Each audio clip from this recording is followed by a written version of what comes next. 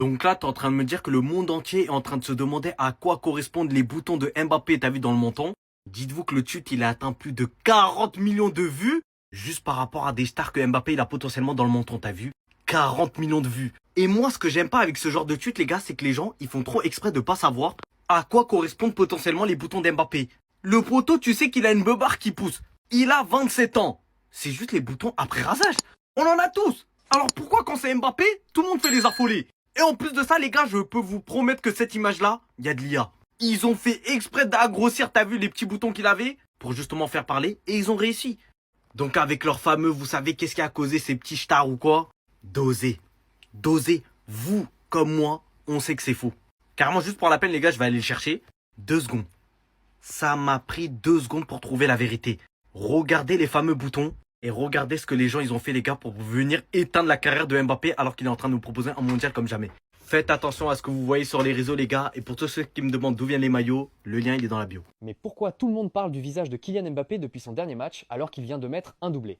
La France s'est imposée 3 buts à 0 contre la Suède et Mbappé a encore été énorme. 2 buts, homme du match, qualification en poche, bref, tout le monde devrait parler de sa performance. Sauf qu'au bout d'une trentaine de minutes, les caméras font un gros plan sur son visage. Et très vite, une capture d'écran commence à tourner partout sur les réseaux. On y voit plusieurs petits boutons au niveau de la joue et du menton, et certains internautes partent complètement dans tous les sens avec des théories improbables. En réalité, l'explication est beaucoup plus simple. D'après plusieurs spécialistes, il s'agirait tout simplement de boutons liés au rasage, un problème très fréquent chez les hommes qui ont des poils frisés ou crépus.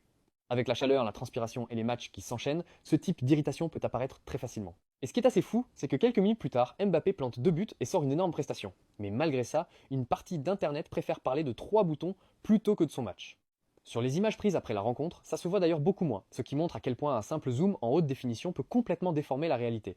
Alors selon toi, les réseaux vont beaucoup trop loin, ou c'est devenu normal que le moindre détail sur le visage d'une star fasse autant parler? Dis-moi tout ça en commentaire, et n'oublie pas de t'abonner.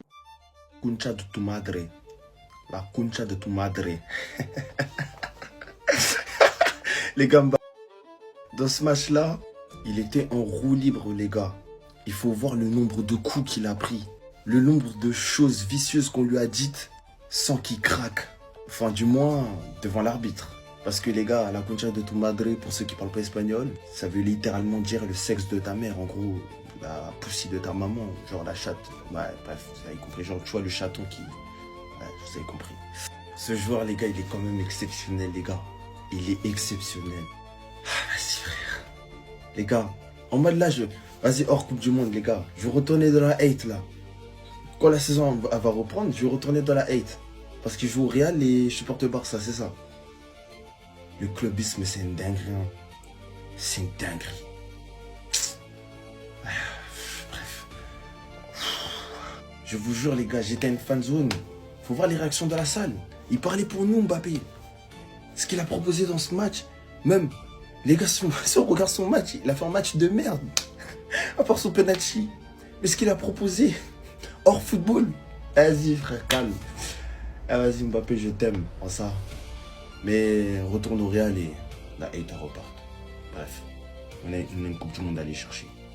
Ah mais eux là, ils sont cons hein les Paraguayens. Le grand Kix, le grand dictateur.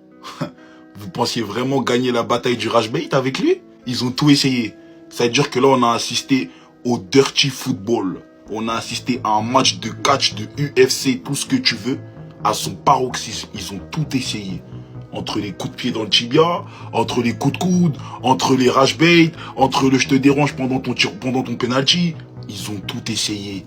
Mais dans tous les cas, Kix, il a un mental d'acier, tu peux pas rentrer dans sa tête, c'est mort. Essaye de jouer ce jeu.